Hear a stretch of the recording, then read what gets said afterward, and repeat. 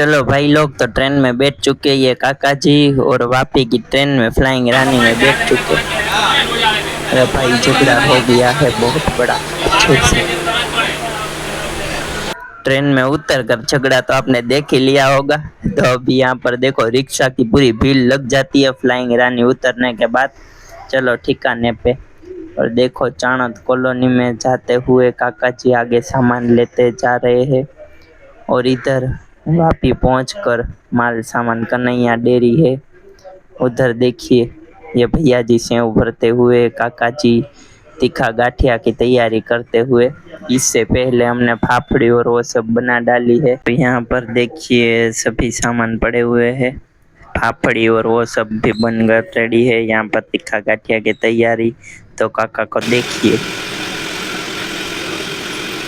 जैसे फटाफट फटाफट फटाफट तीखा गाठिया मस्त निकलते हैं, बड़े बड़े और अच्छे एकदम हैंडमेड रहेंगे। तो आपको भी खा सकते हैं। तो आपको भी जाना है तो वापी से है तो जा सकते हैं। चाणद कॉलोनी के पास है एड्रेस।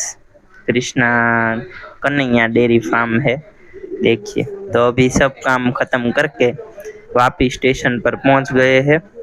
और यहाँ का मंजर देखिए, अभी पूरा गर्मी हो रही है। और इधर देखिए हमारे काका जी मोबाइल में लगे हुए इधर उधर भटक रहे हैं। अभी ट्रेन आएगी उसका मंजर देखिए, एकदम फुल फास्ट है गुजर रही है। तो देखिए